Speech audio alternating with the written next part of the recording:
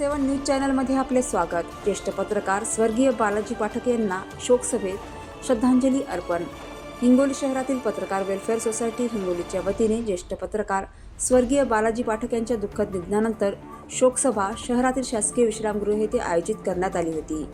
यावेळी खासदार रामरावजी वडकुते, आमदार संतोषराव बांगर, शिवसेनेचे सहसंपर्क प्रमुख बबनराव थोरात, माजी आमदार तथा भाजप जिल्हा अध्यक्ष गजानन घुके, माजी आमदार भाऊराव पाटील गोरेगावकर, जिल्हा परिषदेचे माजी उपाध्यक्ष अनिल पतंगे, जिल्हा परिषदेचे माजी सदस्य बाळासाहेब मगर, माजी नगराध्यक्ष बाबाराव बांगर, माजी नगराध्यक्ष दिलीप चव्हाण, माजी नगराध्यक्ष जगजित खुराना, नगर परिषदचे मुख्य अधिकारी अरविंद मुंडे, क्रीडा अधिकारी बोथीकर, मधुकर मांजरमकर, वकील संघाचे अध्यक्ष ॲडव्होकेट श्रीधर घुगे, इंजिनियर अशोक अग्रवाल,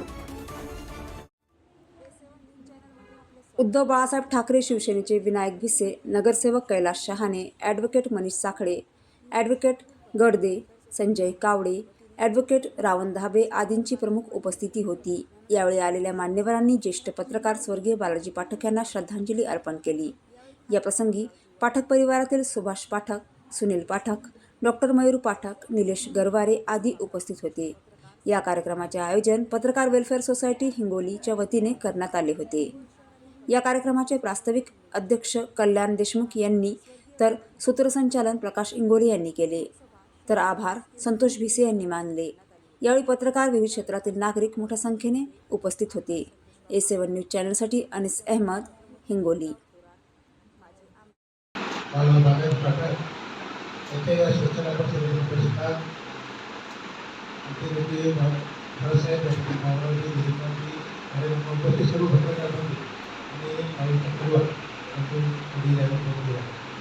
बरोबर भाऊ भाऊची घटना ज्या फेसबुकवर व्हॉट्सअपवर आपण बघितली, म्हणजे रात्री भेटलो आणि सकाळी त्याच्या दिलं झालं आणि अतिशय बोलत होते ठिकाणी परिवारावर नाही आपल्याला बोलतो त्या गावाचा प्रत्येक नागरिक असतो आणि भाऊ असा कार्यकर्ता होता। सर्वसामान्यांचा कोणताही कार्यकर्ता वाढदिवस असेल तर कोणताही कार्यक्रम असेल भाऊ उपस्थित नाही अशा ठिकाणी कोणता कार्यक्रम या ठिकाणी झाला नाही आणि अतिशय सर्वसाधारण कुटुंबातून अतिशय खूप मेहनत केली आणि परत त्या ठिकाणी पोहोचला। मुलाच्या शिक्षक झाले, डॉक्टर झाले, त्या ठिकाणी बरोबर परिवाराला मोठं करण्याचं काम त्यांनी केलं। त्याचा बरोबर दिवस चांगले आता आराम करून या ठिकाणी बघायचं होतं तर परमेश्वराने त्या ठिकाणी घाला घातला आणि भाऊ गेल्यामुळं त्याच्या परिवारासाठी स्वतः डोबर कोसळला। त्यातून त्यांना परमेश्वर वाईट करण्याची परमेश्वर शक्ती देऊ आणि माझ्या वतीने भारतीय जनता पार्टी जिल्हाध्यक्ष म्हणून हिंगोली जिल्ह्यात भावपूर्ण श्रद्धांजली अर्पण करतो आणि थांबतो। जय हिंद।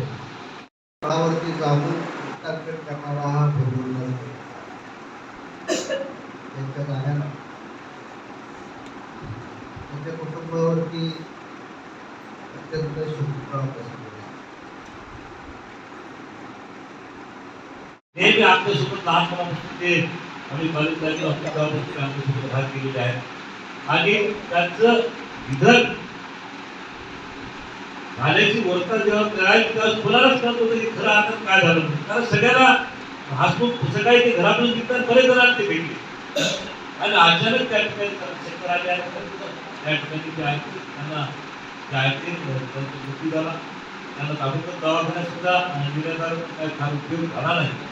खरं म्हणतात की जन्म झाल्यानंतर मृत्यू आढळला असतो आणि तेव्हा आपला मुलगा काही झाला, आता मुलगी इतर वर्ष 2 वर्ष आमच्या समाजात मुलगी इकडच्या बाजूला आमचे पाहुणे कमी आहेत, शिवला भुकडे आहेत।